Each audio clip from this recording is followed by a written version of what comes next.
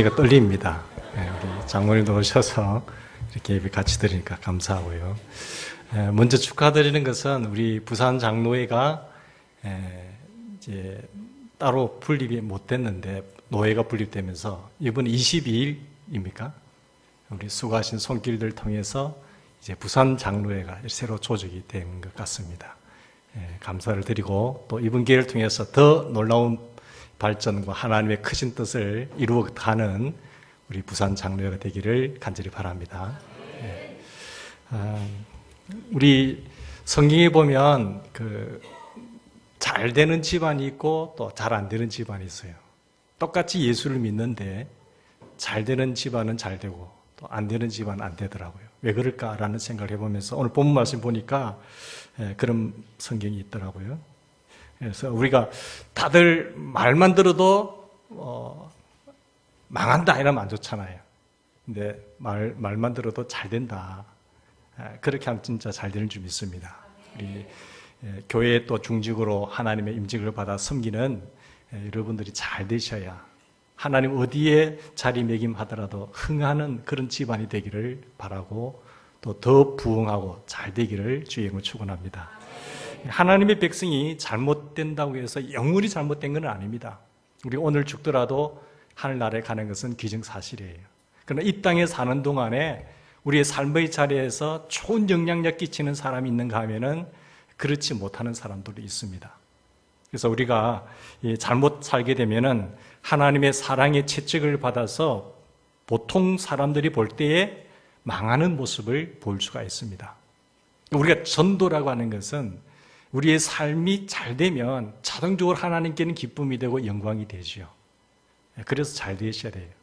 부모님께 제일 잘 효도가 어떤 효도일까요? 예수님 잘 믿는 거, 우리 거룩하신 분이라 하셔서 그런 생각 하시는데, 뭐 용돈 드리고, 전화해드리고, 식사 대접하는 것도 좋지만은 잘 되는 겁니다. 자녀가 잘 되면 그게 최고의 효도예요. 부모님들이 바라는 거, 힘들게 살아서 공부시켜놓고 하면 잘 되면요, 부모님이 어깨가 펴지고, 보람도 있고, 기쁨이 돼요. 우리가 하나님 앞에서 잘 살면 하나님께 자동 영광이 되고 불신자들에게 10마디 말하는 것보다 내 삶의 모습이 전도가 되어버립니다. 그래서 특히 교회에 잘 섬기시는 분들은 하나님의 은혜와 은총을 받아서 날로 여러분의 집안이 부흥하기를 간절히 기원합니다. 그래서 오늘 이 본문 말씀을 통해서 사울의 집안과 다윗의 집안을 보면서 타산지석의 교훈을 받을 수 있는 우리가 되기를 바랍니다. 첫 번째 흥망의 현상을 보면 일반적 현상이 있습니다. 보면 사울 집안은 하나님의 징계로 망하는 집안이었어요. 처음에 하나님 세우실 때 얼마나 기뻐하신 줄 아세요? 너무 좋아서 준수하고 잘생겼죠. 그러니까 저를 왕으로 세워야 된다고 했거든요. 그런데 명예 가졌죠. 권력 가졌죠. 돈 있죠. 가진 상태에서 자기가 돋보이기 시작한 거예요. 하나님의 은혜를 잊어버리고 하나님의 손길을 망각해버리고 자기가 다 된 줄 알고 그때부터 기울어지기 시작합니다. 심지어는 사울 왕에게 악신이 들어갑니다. 악신이 들어가서 하나님 중심으로 살려고 하는 다윗을 시기하기까지 해요. 시기하면서 어떻게 하면 저를 죽여버릴까? 백성들이 저는 만만히요 천천히 하니까 자기는 천천히 되니까 시기심이 발동한 거예요. 저것 봐라. 그러면서 악신이 들어가서 이 좋지 않은 그런 행동과 말을 하게 됩니다. 자, 결국은 블레셋과의 전투에서 어떻게 됩니까? 죽습니다. 그리고 사울이 다윗을 시기대하 하다가 불안에 느껴서 악령의 조정을 받아 하다가 최후의 비참한 모습을 당하게 되고 시신이 베산 성벽에 못 박혀 죽어요. 시신도 제대로 찾을 수 없을 정도로 그 시신이 베산 성벽에 박혀서 비참한 시신이 되는 거예요. 그의 종말이 이렇단 말이죠. 그런가 하면은 다윗은 어땠을까요? 다윗의 집안에 보면 이 하나님의 그 축복으로 말미암아 그 한 사람의 섬김으로 온 집안이 대대로 복을 받습니다. 날로 흥행하여요. 처음에는 그 왕을 제대로 보지도 못한 아버지의 모습 속에서 천아들도 있었고 둘째 아들도 있었고 셋째 아들도 있었는데 하나님의 눈은 다윗에게 있었어요. 다윗이 하나님의 마음에 합한 자가 되니까 내 뜻을 이를 통해서 다 이루겠다고 했잖아요. 하나님의 그 놀라운 뜻을 내가 너의 삶을 통해서 너의 손을 통해서 내 집안을 통해서 다 이룰게. 내가 이보다 내 마음에 합한 자가 없다고 했어요.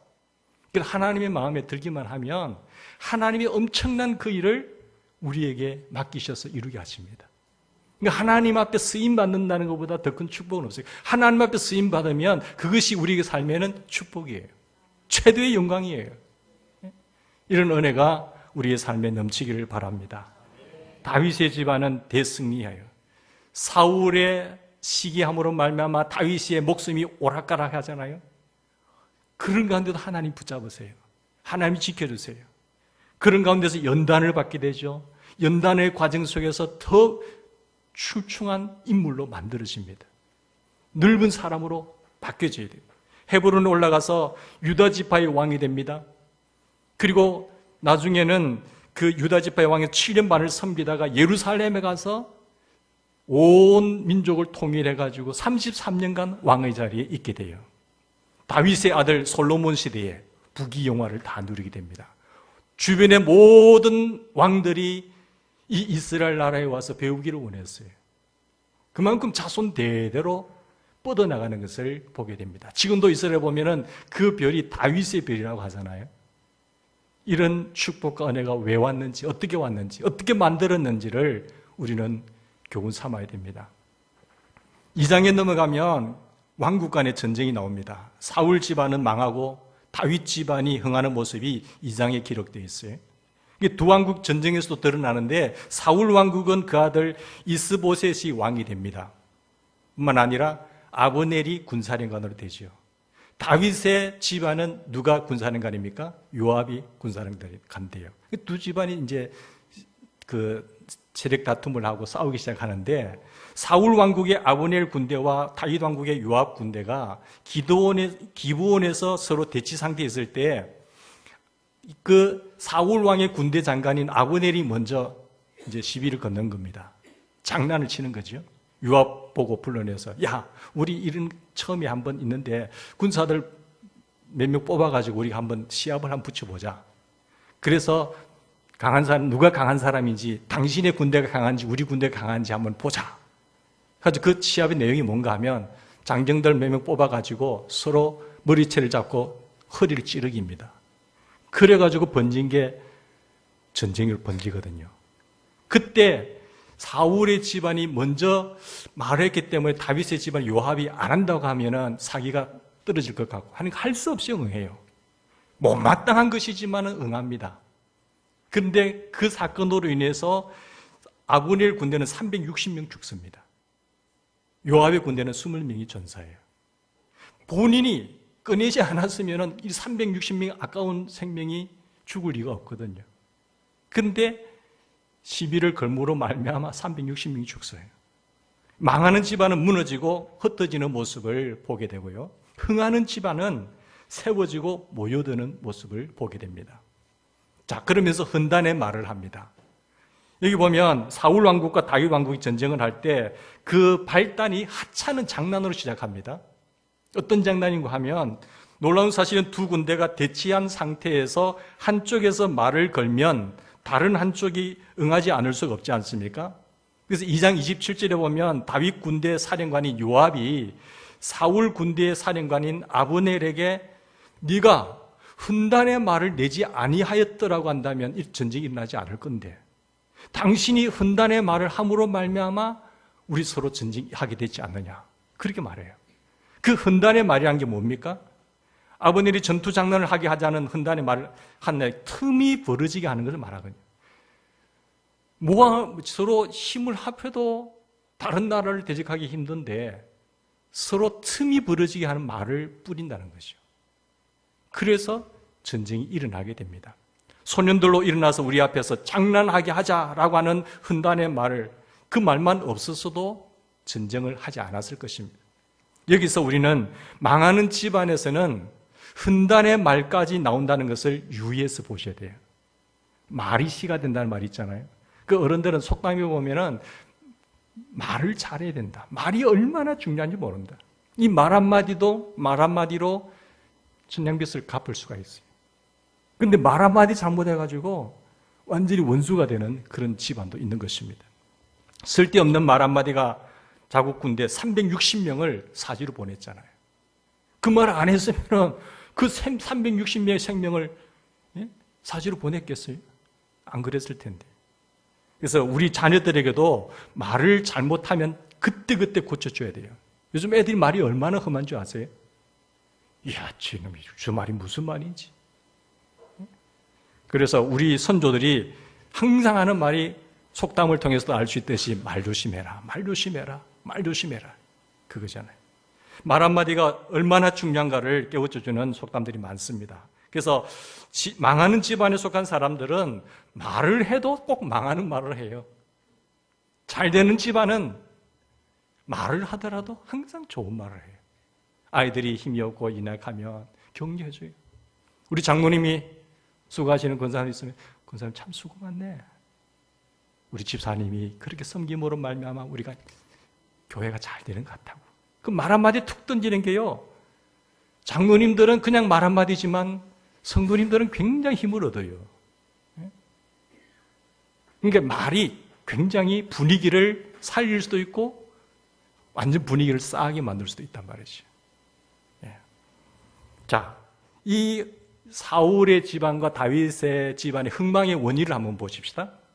사울 집안은 계속해서 망해갑니다. 처음은 안 그랬잖아요. 하나님 자리 다 주셨어요. 그런데 계속 기울어 가요. 근데 다윗의 집안은 점점 흥황해 갑니다. 왜 망하게 되었고 왜 흥하게 되었는가를 우리가 이 말씀을 꼭 붙잡으셔야 돼요. 이게 내 집안이 될 수 있고 너의 나라의 이야기가 아니라 우리 집안이 될 수 있다는 거예요. 우리 모두가 사울의 집안이 아니라 다윗의 집안처럼 되기를 기도하면서 나가셔야 될 줄 믿습니다. 첫 번째 왕국의 흥망을 보면 성경은 사울 왕국이 왜 망하게 되었는지 그 이유를 분명하게 제시합니다. 사울의 왕국이 그 거대한 힘 있는 왕국이 망할 줄 어떻게 알았겠어요? 그 생각이나 했겠어요?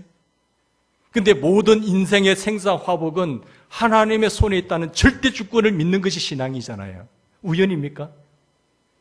하나님이 버려버리면 그 망하는 것은 시간 문제예요. 여러분, 알말렉과의 전쟁에서 사울이 진멸하라고 하는 하나님의 명령에 불순종합니다. 하나님을 우습게 여겨요. 자기 생각을 품게 됩니다. 이거 있으면 하나님 앞에 제사도 더 훌륭하게 드릴 수도 있잖아요. 하나님의 말씀보다도 자기 생각과 자기 뜻이 앞선 거예요. 그래서 하나님 앞에 하나님께서 말하죠. 야, 너 진멸하라고 했는데 왜 진멸하지 않았어? 하나님 앞에 제사 드리려고요. 이런 좋은 제물이 있으면 더 좋잖아요. 핑계된 거죠. 속으로는 자기 욕심이었잖아요. 그래서 사울의 집안이 그때부터 망해요. 사울이 하나님께서 선지자를 통해서 사울 왕에게 보냅니다. 왕이시여, 하나님의 말씀을 버림으로 말미암아 하나님께서 당신을 버렸나이다. 왕을 버리셨나이다 했었어요. 그게 사무엘상 15장 23절 말씀이에요. 여기 보시면 왕이 여호와의 말씀을 버렸으므로 여호와께서도 왕을 버려 왕이 되지 못하게 하였나이다. 그게 원인입니다. 집안이 기울게 된 원인이 여기 있어요. 사울 집안이 망한 것은 사울이 하나님을 무시하고 하나님의 말씀을 버렸기 때문입니다. 반면에 다윗 집안이 흥하게 된 이유는 뭔가 하면 하나님을 최우선순위에 두었어요. 항상 하나님 중심이에요. 여호와를 경외하는 것이 지식의 지혜의 근본이라는 사실을 알고 먼저 하나님의 나라와 하나님의 의를 구했어요. 항상 하나님 중심, 하나님이 첫 번째, 만왕의 왕 되신 하나님, 나의 영원한 하나님, 나의 삶의 최고의 가치가 되시는 그 하나님 중심이었어요. 하나님 중심으로 나가고 하나님을 중요시하고 하나님을 경외하다 보니까 하나님의 말씀을 절대로 무시할 수 없거든요. 하나님의 말씀이라고 하면 그냥 끄박끄박 순종이에요. 하나님의 말씀 일하라 하면 그대로 하는 것이고, 하나님의 말씀이 아니라고 한다면 어떠한 상황 속에서도 절대로 넘어가지 않았어요. 그래서 하나님의 말씀대로 다윗은 살았기 때문에 날마다 그 집안이 흥왕해 갔어요. 역대상 11장 9절 말씀, 이런 말씀이 있습니다. 여호와께서 함께 계시니 다윗이 점점 강성하여 가니라. 하나님이 함께 하시고 여호와의 손이 함께 하시고 그를 붙잡으니까 점점 강성해지는 거예요. 전능하신 하나님, 능력의 하나님, 전지하신 하나님이 우리와 함께 하시면요, 점점 강성하게 될 줄 믿습니다. 하나님께서 그 손에서 떼버리면 불안한 거예요. 그 인생은 자기가 아무리 힘을 기르고 한다 하더라도 무너지는 건 시간 문제입니다. 다윗 집안이 흥하게 된 것은 하나님이 함께 계셨기 때문입니다. 늘 임마누엘 하는 그런 집안이 되기를 주의 이름으로 축원합니다. 왜 하나님께서 다윗과 함께 계셨을까요? 수많은 사람도 있었지만 왜 사울도 하나님 세우셨는데 함께하지 아니하시고 다윗과 왜 함께 하셨을까? 다윗이 하나님을 중심에 모셨기 때문이에요. 하나님을 중심에 모시고 하나님 중심의 사람으로 삶을 살았던 거예요. 하나님을 자기 중심에 모시기를 늘 기뻐한 거예요. 자기의 소원은, 자기의 기쁨은 내 하나님 중심이에요. 내가 늘 하나님 기뻐하시는 하는 것이 내 소원입니다. 하나님이 무엇을 좋아하실까? 예수님이 그러셨잖아요. 나는 늘 아버지의 기뻐하시는 일을 하기 위해서 왔다. 우리 아버지가 뭘 좋아하시지? 우리 아버지가 무엇을 기뻐하실까? 늘 그게 고민이에요. 그러니까 하나님이 얼마나 이뻐 보이시겠어요? 다윗이 하나님을 중심에 모시고 하나님의 말씀대로 살려고 노력했고 애썼던 모습이 여러 시편에 나와 있습니다. 여러분, 자녀가 언제 제일 예뻐요? 부모 말씀 잘 들을 때죠. 이놈 자식 공부시켜 놓으니까 이제 머리 컸다고. 제 생각에는 그게 아닌데요. 이제 부모님 너무 많이 드셨어요? 잘 생각해 보세요. 합리적이지 않잖아요? 그러면 안 돼요. 잘 키워놓으니까. 부모 말씀이면은 예, 알겠습니다 해야 돼요. 그 자식이 이쁘지. 하나님께서도 마찬가지예요. 제일 좋은 자식, 물론 자녀라고 뭐 나쁘지 않다고 미워할 자녀 아무도 없죠. 그런 부모 아무도 없어요. 다 귀한 자식이지만 우리가 우리 아버지 하나님 말씀을 존중히 여기고 그 말씀을 잘 순종할 때 너무 사랑하신 거예요. 저 자식에게 맡기면 다 될 것 같아. 저 자식에게 내 사업 맡기면 다 알아서 할 것 같아. 신임이 돼야지. 늘 불안해가 말도 안 듣고 있는 자식에게 귀하게 일구는 기업을 덜렁 맡기겠어요? 정말 소중하고 귀한 거 그냥 맡기겠습니까? 안 맡깁니다. 사랑하는 여러분, 다윗은 하나님을 중심에 모셨고 하나님의 말씀을 늘 추정하고 사랑한 것을 볼 수 있어요. 그래서 복 있는 사람이 누구냐? 복 있는 사람은 악인의 길을 쫓지 아니하고 죄인의 길을 서지 아니하고 오만한 자의 자리에 앉고 오직 여호와의 말씀을 주야로 묵상하는 사람. 저는 시냇가에 심은 나무처럼요, 시절을 쫓아 열매를 맺어요. 뿌리가 강변에 뻗쳐 있지요. 가무는 해도 푸르고 청청해서 열매를 맺어요. 그래서 하나님 영광이 되는 거예요. 가뭄이 와도 염려가 없잖아요. 시냇가에 심긴 나무이기 때문에. 햇빛이 강하게 내리면 쬐면 쬐일수록 더 좋은 거예요. 뿌리가 시냇가에서 물을 다 빨아들이기 때문에 광합성 작용을 해서 더 탐스러운 열매가 맺히는 겁니다. 상황과 환경이 문제가 아니라 내 삶의 뿌리가 어디에 뻗쳐져 있느냐가 중요한 거예요. 하나님 중심의 삶이죠. 이 하나님의 말씀에 보면 시편 119편도 마찬가지입니다. 성경이 제일 긴 장인데 하나님의 말씀을 얼마나 사모했는지 히브리어 알파벳 22자에 한 구절, 한 단어마다 구절을 18구절씩 해서 176구절을 하나님의 말씀으로 예찬했습니다. 하나님의 말씀을 얼마나 사랑했으면 이 176구절을 다 동원해서 하나님의 말씀을 노래했을까요? 하나님의 말씀은 생명입니다. 하나님의 말씀은 능력입니다. 하나님의 말씀은 보석입니다. 하나님의 말씀은 우리에게 축복입니다. 하나님의 말씀은 우리 인생의 지침입니다. 하나님의 말씀을 예찬한 거예요. 자기가 그렇게 살았거든. 자기가 그 능력을 맛보았거든요. 하나님께서 함께 하셨다는 이유, 하나님이 다윗과 함께 하신 이유가 바로 이거예요. 하나님이 함께 하시면 다 끝나는 거잖아요. 하나님이 함께 하시면 전화위복되는 겁니다. 하나님이 역사하시면은 모든 것이 시온의 대로가 열리게 돼 있어요. 왜? 하나님은 전능하신 분이기 때문에. 오늘 우리도 다윗처럼 하나님을 중심에 모시고 하나님의 말씀을 사랑하는 주의 종들이 되기를 바랍니다. 사울 집안이 망하는 원인과 다윗 집안이 흥하는 원인은 모든 개인과 가문과 왕국과 교회와 문명과 인류에 다 적용됩니다. 어떤 교회는 점점 망해가요. 그런 교회가 아니었어요. 두각을 나타내는 교회였어요. 잘 되었어요. 근데 세월의 흐름 속에서 점점 망해가요.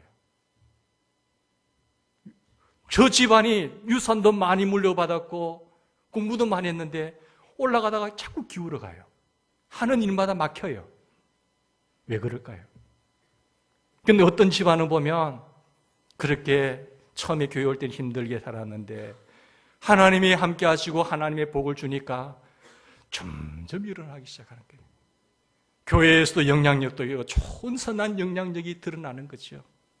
하나님이 그와 함께 하시니까 하나님의 은혜로 하나님의 축복으로 번창하게 되는 거예요. 그러니까 자동적으로 우리 하나님께 영광을 받으시고 교회에 좋은 영향력을 끼치고 이웃에게도 섬김의 축복의 통로가 되어서 흘러가게 하는 것이죠. 여러분 노아 시대 보세요. 노아 시대에 보면 인류에 하나님 무시하다가 하나님께서 내가 사람 지으셨으면 한탄할 정도로 했어요. 하나님의 말씀을 무시합니다. 불순종합니다. 죄악이 관영합니다. 그래서 하나님이 사람 지었으면 한탄하사 물로 다 쓸어버렸어요. 그러나 노아는 여호와를 경외하는 자라. 그 가족이 구원받아요. 소돔과 고모라 시대를 보십시다. 하나님의 왕국, 하나님의 백성들이 쾌락의 도시, 죄악의 도시로 만들어 가잖아요. 하나님 무시하고 의인 10명을 찾는데도 의인 10명이 없어요. 그 소돔과 고모라 도성을 완전히 하나님께서 멸해버립니다. 예를 들어서 부산을 멸해버린다고 생각해 보세요. 소돔과 고모라가 그런 도시였어요. 그런데 아브라함은 그 시대에 하나님 중심의 사람, 믿음의 사람, 순종의 사람이었습니다. 자기 자식을 바치라 했을 때 하나님 노망 되셨어요 말하지 않고 그래도 순종했을 때 내가 이제야 내가 나를 사랑하는 줄 알았노라. 그러면서 믿음의 근원으로 조상으로 세우잖아요. 호모섹스가 난무하는 시대입니다. 우리가 동성애 동성혼을 반대하는 이유가 그거예요. 그러면 망합니다. 유다 왕국 시대는 어땠습니까? 그 백성이 하나님의 사자를 비웃고 하나님의 말씀을 멸시합니다. 그 시대의 선지자들을 욕합니다. 여호와의 진노로 말미암아 그 백성들에게 하나님께서 만회할 수 없도록 여호와의 진노가 유다 왕국에게 임합니다. 결국은 그 유다 왕국이 바벨론으로 포로로 넘겨가요. 70년 포로 생활을 합니다. 하나님의 백성들입니다. 하나님의 택한 백성들이에요. 하나님의 백성들이 하나님을 무시하고 하나님의 말씀을 버리면 어떻게 되는가를 시대별로 보여주는 거예요. 흥하는 길은 무엇이며 다윗 그 시대의 다니엘은 어떻습니까? 하나님 중심으로 살았어요. 말씀 중심으로 살았어요. 말씀을 순종했어요. 노예로 팔려갔지만 대제국의 총리가 되잖아요. 우리가 어떤 상황이 가든지 요셉처럼 다니엘처럼 시대 상황이 문제가 아니라 하나님 중심으로 하나님께서 함께 하시면 감옥에 가더라도 국무총리로 만들어냅니다. 그리고 주변이 여호와께서 함께 하심을 이방인들이 보았다라고 이야기하고 있잖아요. 흥망의 단서가 무엇입니까? 여러분 어려우면 말씀이 달아져요. 어려운 상황 속에 있는 사람을 보면 그토록 하나님의 말씀을 멀리하던 것들이 내 삶이 어려우니까 기도하다가 하나님의 말씀이 달아지고 내 영혼이 살아나요. 그러면 말씀이 달아지면 영혼이 살아나요. 영혼이 살아나면 어떻게 됩니까? 거기서부터 모든 것이 흥하기 시작하는 겁니다. 사랑하는 성도 여러분, 우리는 어떻게 살아가야 됩니까? 망하는 길을 가시는 분 계세요? 그 길 좋아하는 사람 누가 있었을까요? 아무도 없잖아요. 우리의 삶이 믿음의 조상들의 그 유산을 잘 지켜서 자손대대로 번창하는 그런 집안들이 되시기를 주의 이름으로 축원합니다. 흥하는 길과 망하는 길의 갈림길은 무엇입니까? 하나님과 하나님의 말씀이 있어요. 하나님과 하나님의 말씀. 이 하나님과 하나님의 말씀에 대한 태도에 따라서 흥하는 집안이 될 수 있고요. 사울처럼 하나님을 무시하면서 하나님의 말씀을 버리면 망하는 것은 시간 문제예요. 그게 성경의 교훈이에요. 하나님을 무시하고 하나님의 말씀을 버리면 제일 먼저 영혼이 약해집니다. 영혼이 약해지면 어떻게 됩니까? 삶이 약해져요. 영혼이 잘 돼야 범사가 잘 되는 거예요. 강건한 축복이 와요. 영혼이 약해지면 하나님의 말씀을 버리면 영혼이 약해지고 죽는데, 영혼이 약해지고 죽으면 삶 전체가 약해지게 되어 있습니다. 그게 하나님의 원리예요. 하나님을 중시하고 하나님의 말씀을 따르면 먼저 내 영혼이 살아나요. 내 영혼이 힘을 얻어요. 강해져요. 영혼이 살아나고 강해지면 삶 전체가 강해집니다. 그 집안은 부흥되는 것은 시간 문제예요. 여러분, 우리가 어떤 길을 가시기를 원하십니까? 흥하는 길을 가시려면 하나님의 말씀을 달게 받는 자가 되기를 주의 이름으로 축원합니다. 매일 순간 내가 하나님의 말씀에 반응을 어떻게 하고 있는지를 점검하셔서 하나님이 함께하는 인생, 하나님이 함께하는 인생 속에서 너는 내 마음에 합한 자로다. 내 뜻을 너를 통해서, 너 집안을 통해서, 너희 교회를 통해서, 내 민족을 통해서 내가 이루리라고 하는 그런 하나님 나라의 귀한 주인공이 되시기를 주의 이름으로 축원합니다. 기도하십시다.